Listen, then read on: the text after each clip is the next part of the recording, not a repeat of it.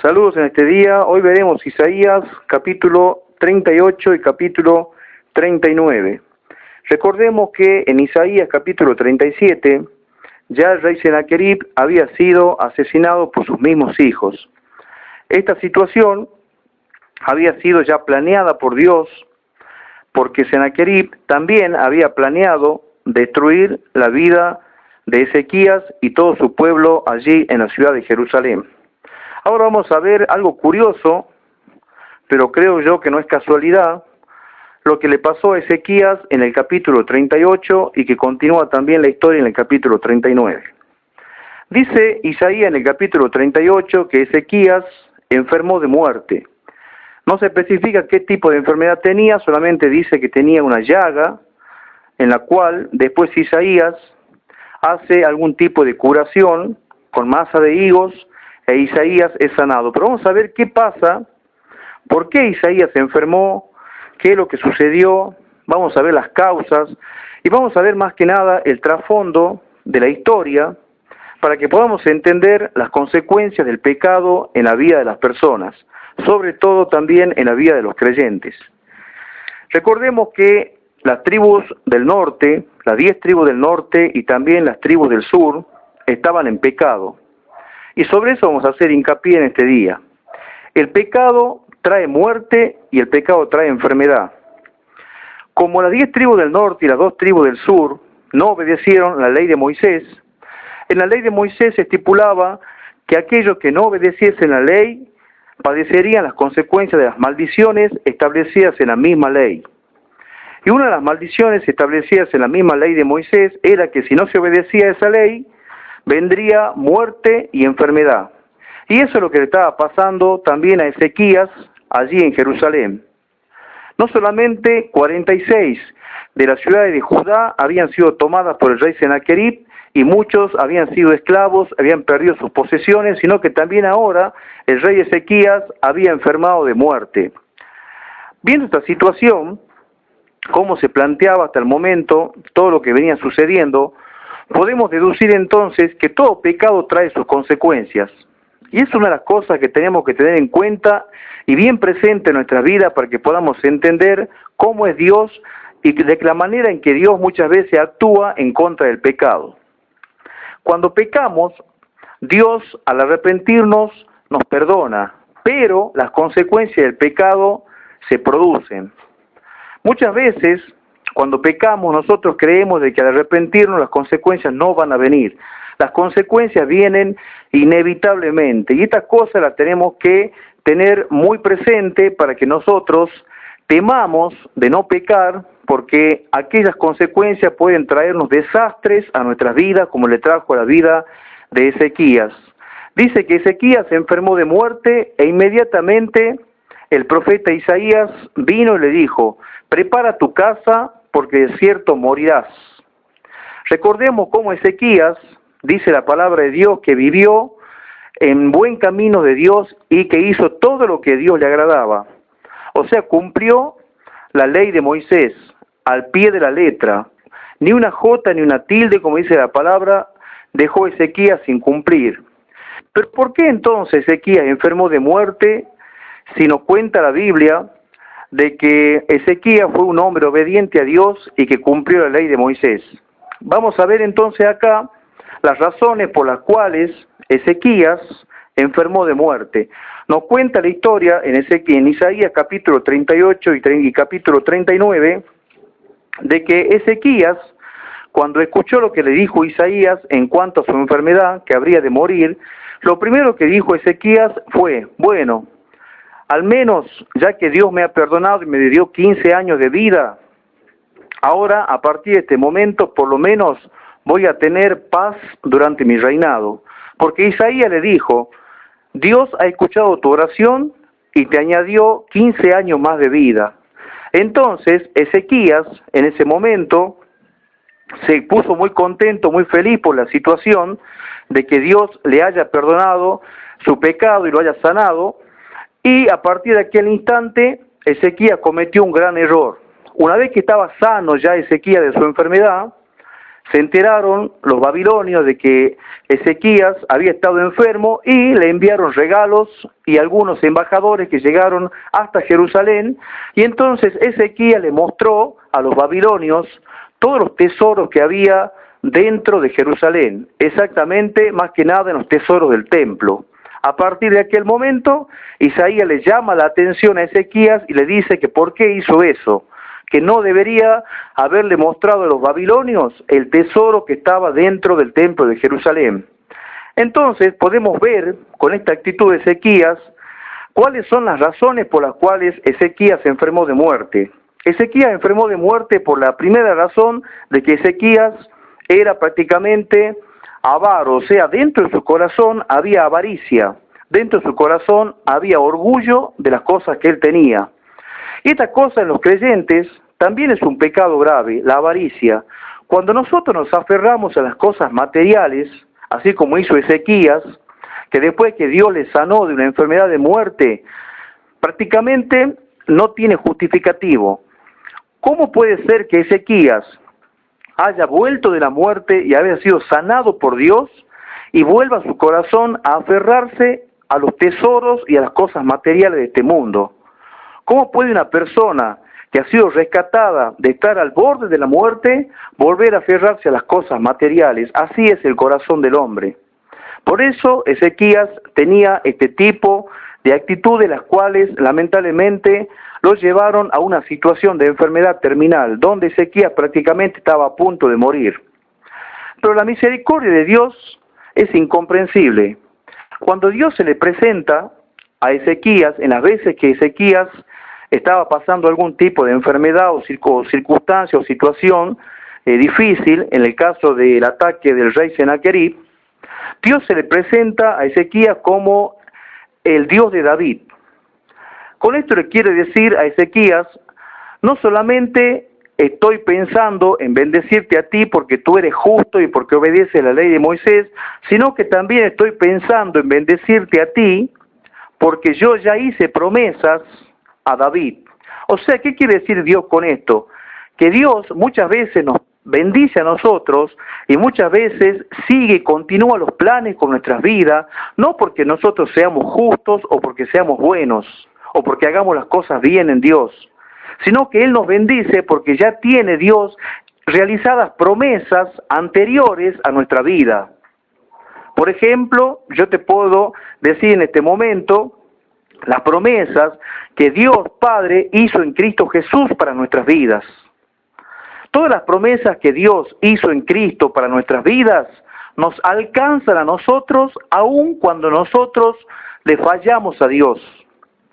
¿Por qué? Porque Cristo es el que intercede por nosotros, porque Jesucristo es el que ora por ti y por mí. Entonces muchas de las promesas y de las bendiciones inexplicablemente vienen a nuestras vidas y somos sanados, somos perdonados, somos restaurados, todo por Cristo. O sea que nosotros no podemos justificarnos ante Dios y decir, yo tengo la bendición porque he sido bueno.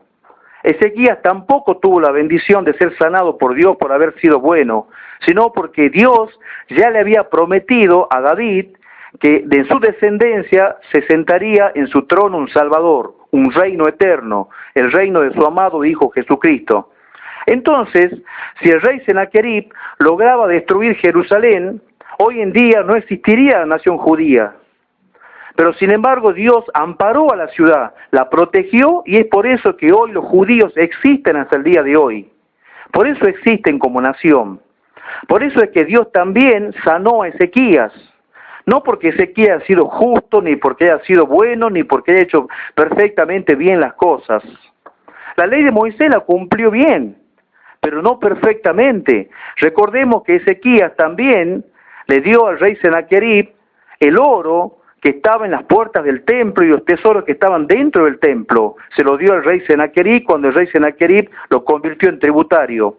Aún así dice la historia que Ezequías no se quiso someter al rey Sennacherib, pero sin embargo esa actitud de sacar el dinero, sacar la plata y el oro, todo lo que había dentro del templo es un pecado que lamentablemente acarreó las consecuencias de no confiar en Dios. Y Ezequías tenía eso, falta de fe. Y la falta de fe es grave en los creyentes.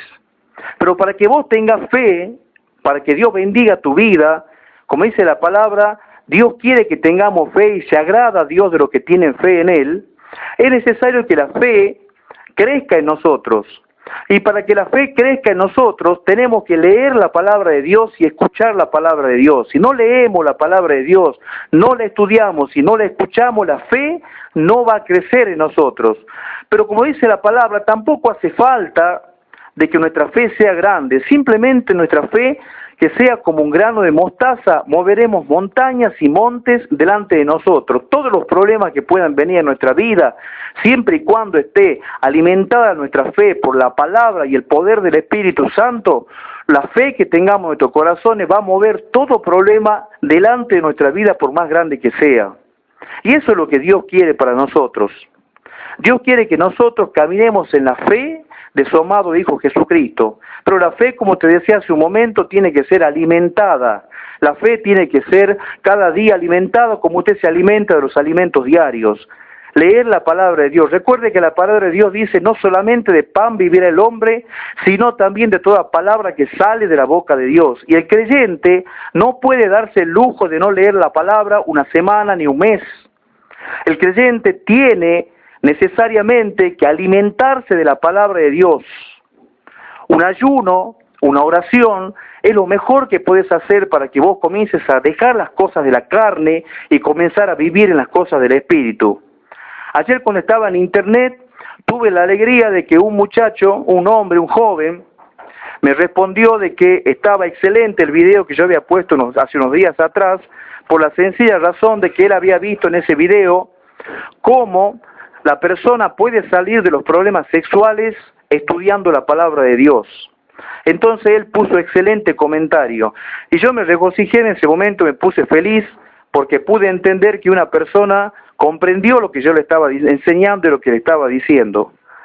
La única forma de salir de las ataduras de todo tipo en nuestra vida es estudiando la palabra de Dios, alimentándose de la palabra de Dios, porque la palabra de Dios, a medida que nosotros vamos estudiándola, la palabra de Dios nos va liberando por la sangre de Jesucristo aplicada a nuestra alma. Entonces, a partir de aquel momento nosotros comenzamos a dejar de pensar en las cosas de la carne, de pensar en los placeres, en los momentos de ocio, en los momentos de descanso, y comenzamos a descansar en la palabra de Dios.